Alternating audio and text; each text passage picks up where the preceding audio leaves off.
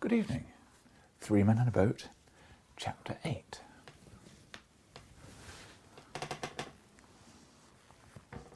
Blackmailing, the proper course to pursue. Selfish boorishness of Riverside landowner. Notice boards. Unchristian-like feelings of Harris. How Harris sings a comic song. A high-class party. Shameful conduct of 2 abandoned young men. Some useless information. George buys a banjo.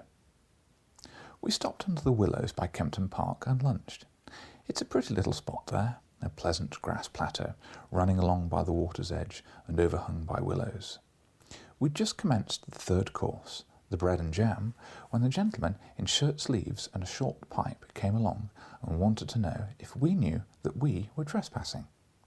We said we hadn't given the matter sufficient consideration as yet to enable us to arrive at a definite conclusion on that point. But if he assured us on his word as a gentleman that we were trespassing, then we would, without further hesitation, believe it. He gave us the required assurance, and we thanked him. But he still hung about, and seemed to be dissatisfied, so we asked him if there was anything further we could do for him, and Harris, who was of a chummy disposition, offered him a bit of bread and jam. I fancy he must have belonged to some society, sworn to abstain from bread and jam, for he declined it quite gruffly, as if he were vexed at being tempted with it, and he added that it was his duty to turn us off. Harris said if it was a duty it ought to be done, and asked the man what his idea was with regard to the best means of accomplishing it. Harris is what you might call a well-made man, about No. 1 size, and looks hard and bony, and the man measured him up and down and said he would go and consult his master, and then come back and chuck us both in the river. Of course, we never saw him any more, and of course all he really wanted was a shilling. There are a number of Riverside roughs who make quite an income during the summer by slouching about the banks and blackmailing weak-minded noodles in this way. They represent themselves as sent by the proprietor. The proper course to pursue is to offer your name and address and leave the owner, if he really has anything to do with the matter, to summon you and prove what damage you have done to his land by sitting down on a bit of it. But the majority of people are so intensely lazy and timid that they prefer to encourage the imposition by giving in to it rather than put an end to it by the exertion of a little firmness. Where it is really the owners who are to blame, they ought to be shown up. The selfishness of the Repietan proprietor grows every year. If these men had their way, they would close the River Thames altogether. They actually do this along the minor tributary streams and in the backwaters. They drive posts into the bed of the river and draw chains across from bank to bank and nail huge notice boards on every tree. The sight of these notice boards rouses every evil instinct in my nature. I feel I want to tear each one down and hammer it over the head of the man who put it up, until I have killed him. Then I would bury him and put the board up over the grave as a tombstone. I mentioned these feelings of mine to Harris, and he said he had them worse than that. He said he felt he not only wanted to kill the man who caused the board to be put up, but he should like to slaughter the whole family of the man and his friends and relations, and also burn down his house.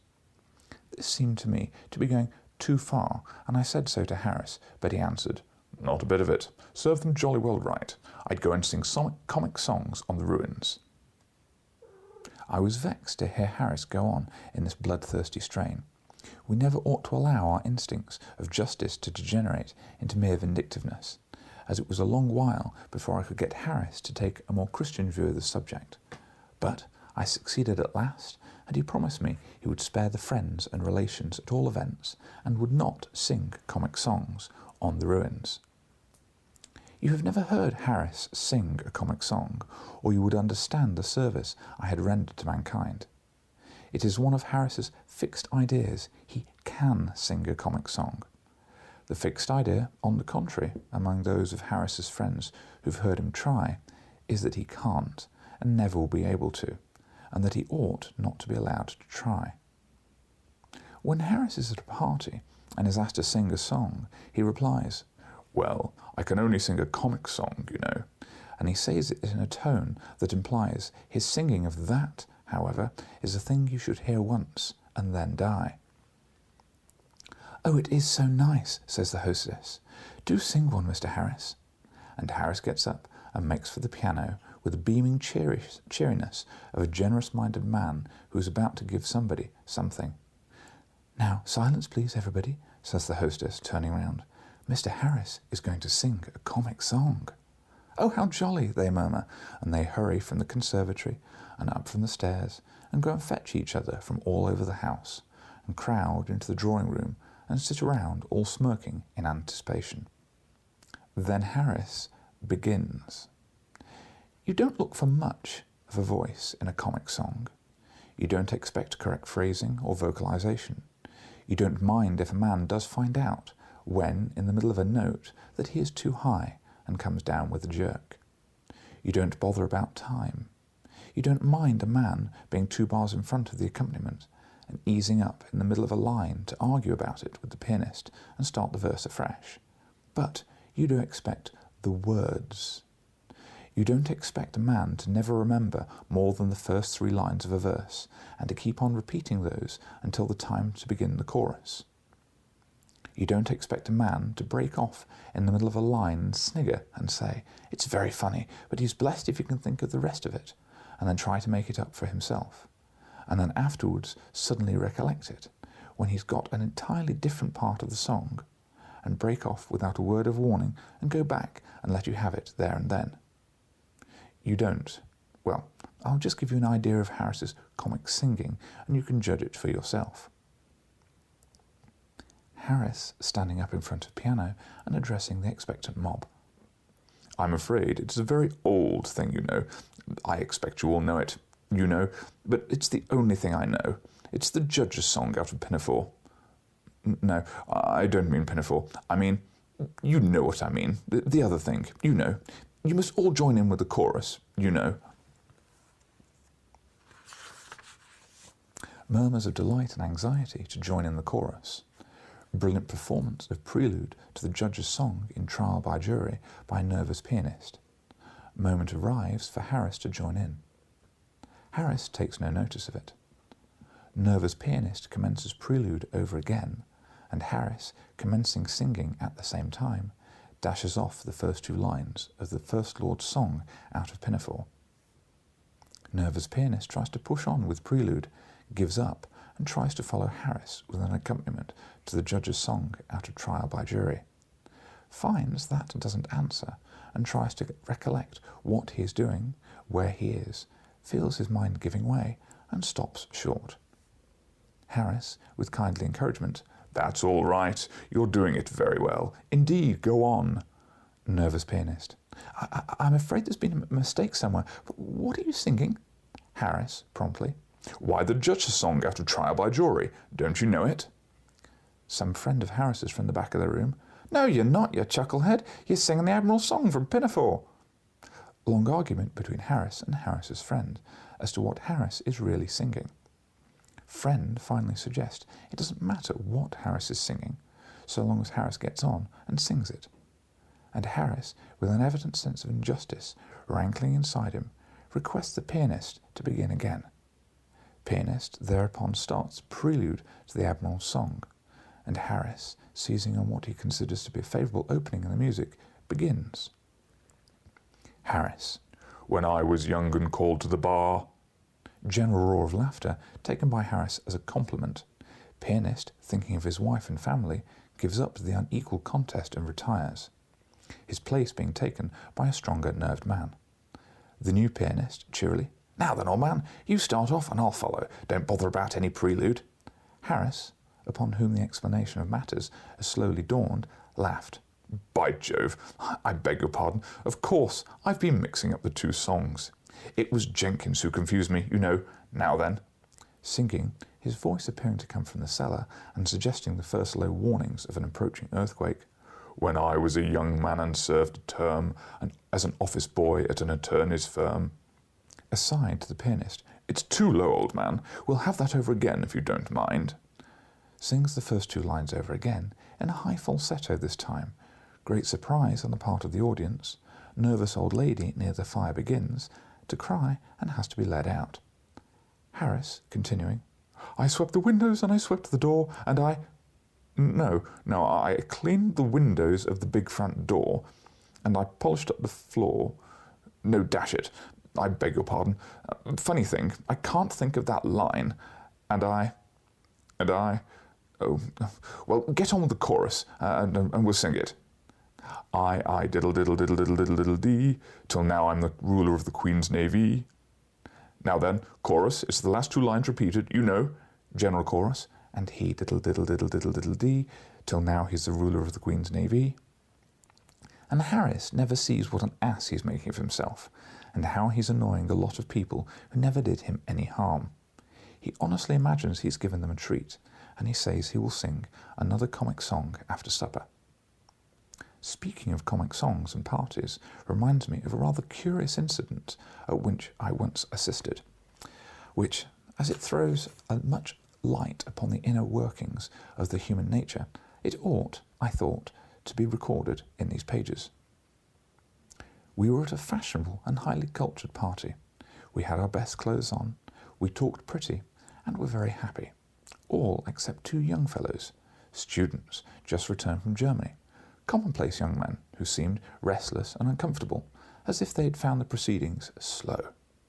The truth was, we were too clever for them.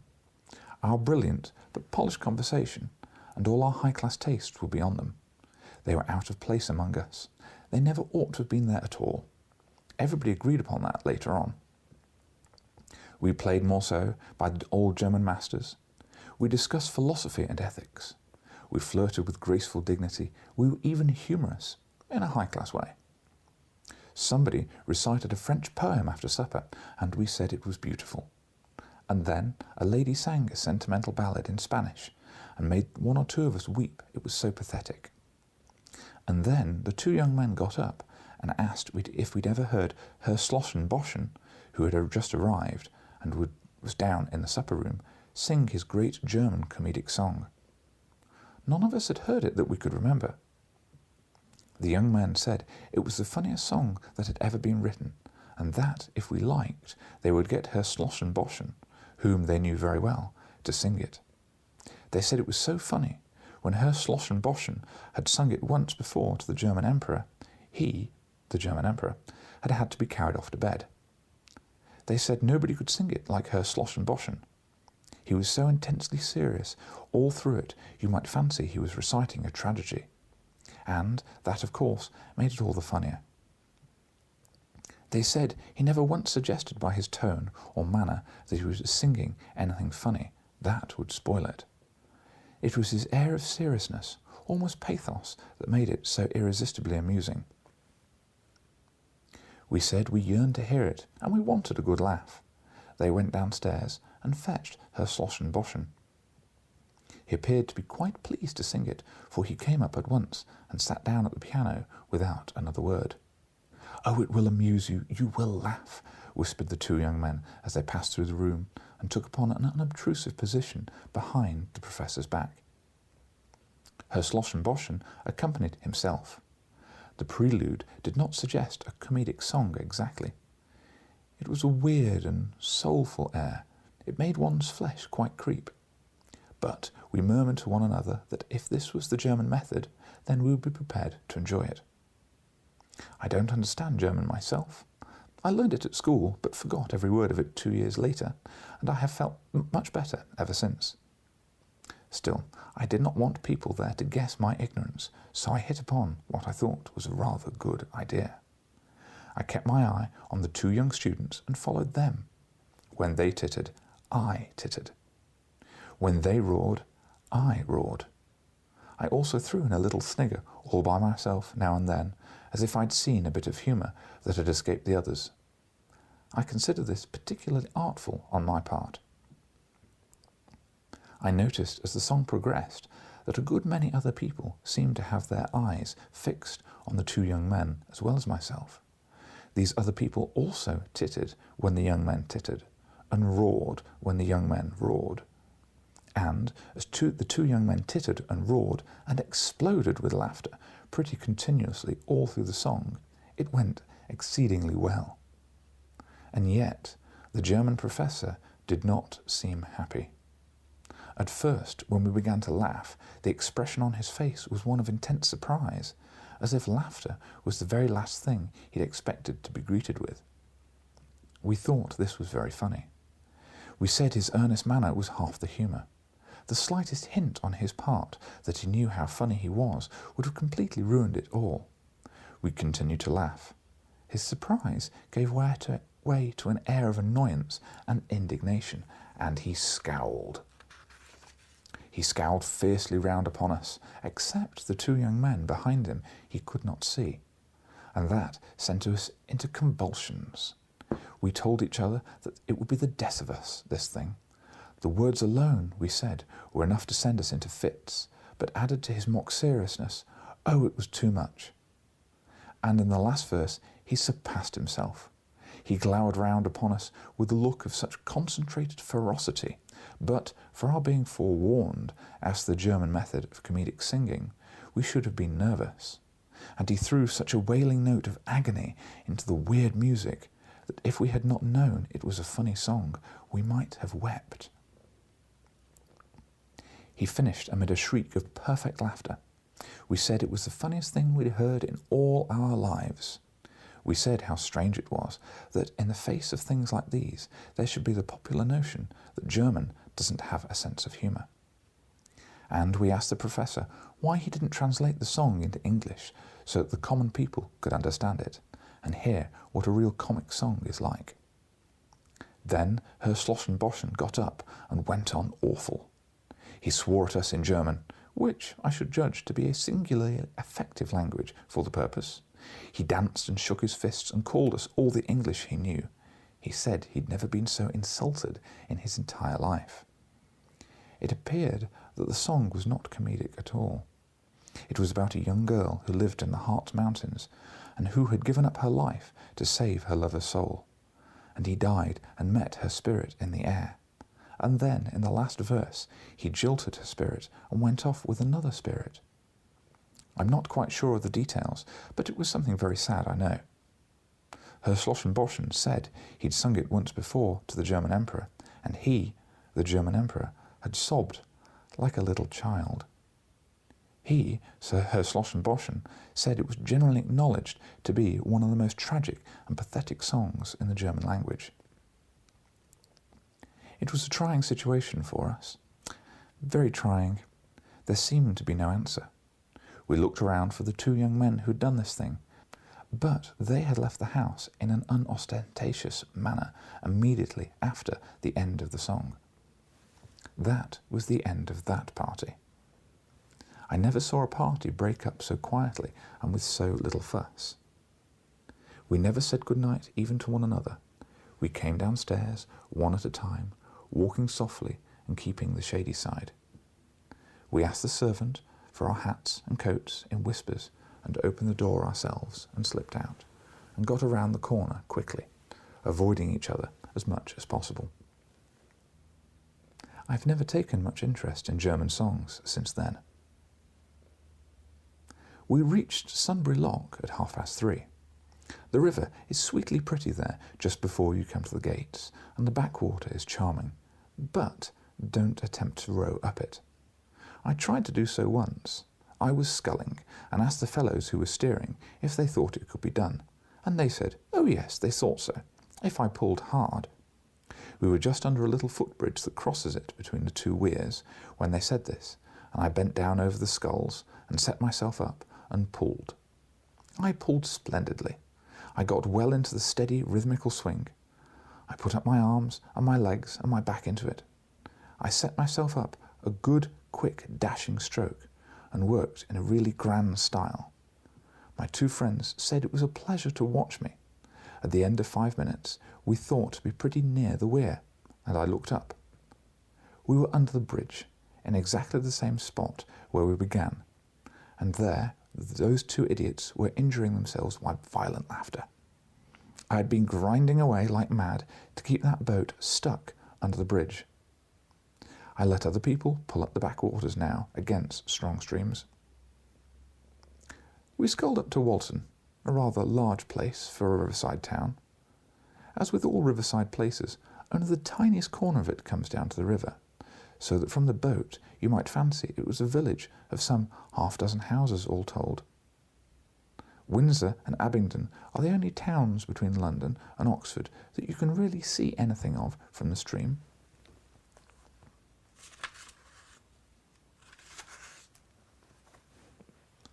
All the others hide round corners and are merely peep at the river down one street. My thanks to them for being so considerate and leaving the river banks to the woods and fields and waterworks. Even Reading, though it does its best to spoil and sully and make hideous as much of the river as it can, is good-natured enough to keep its ugly face a good deal out of sight. Caesar, of course, had a little place at Walton, a camp or entrenchment or something of the sort. Caesar was a regular upriver man. Also Queen Elizabeth, she was there too. You can never get away from that woman, go where you will. Cromwell and Bradshaw, not the guide man, but the King Charles headman, likewise sojourned here. There must have been quite a pleasant little party altogether. There was an iron scold's bridle in the Walton church. They used these things in the ancient days for curbing women's tongues. They'd given up the attempt now. I suppose the iron was getting scarce and nothing else would be strong enough. There are tombs of note in the church, and I was afraid I would never get Harris past them, but he didn't seem to think of them, and we went on. Above the bridge, the river winds tremendously.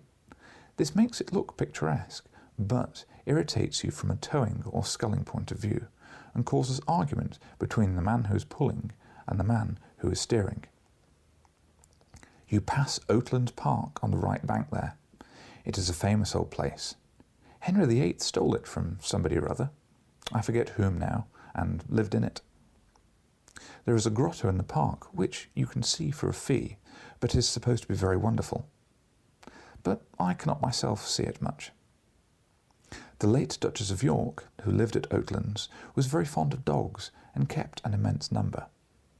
She had a special graveyard made into which to bury them when they died, and there they lie, about 50 of them, with a tombstone over each and an epitaph inscribed thereupon. Well, I dare say they deserve it quite as much as the average Christian does.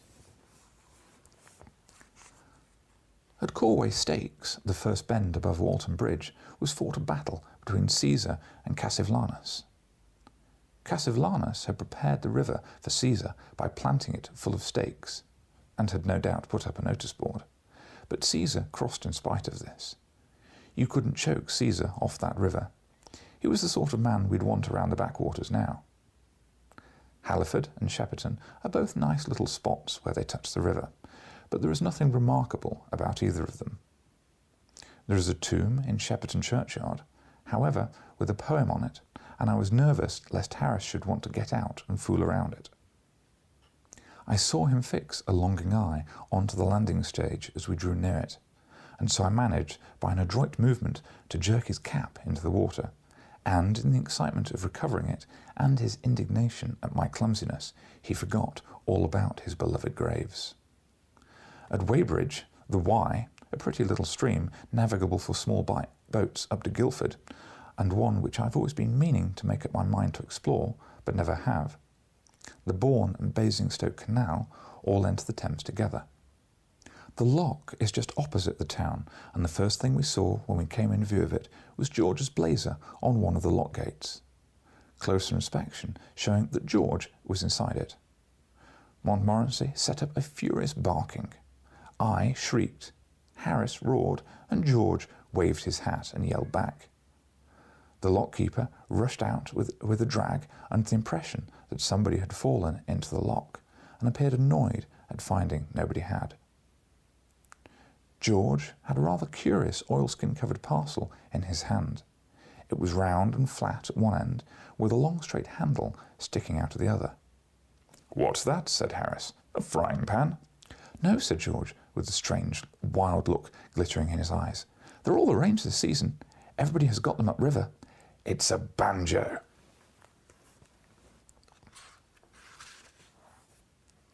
I never knew you played the banjo, cried Harris, in one breath. Not exactly, replied George, but it's very easy, they tell me, and I've got the instruction book. End of chapter 8.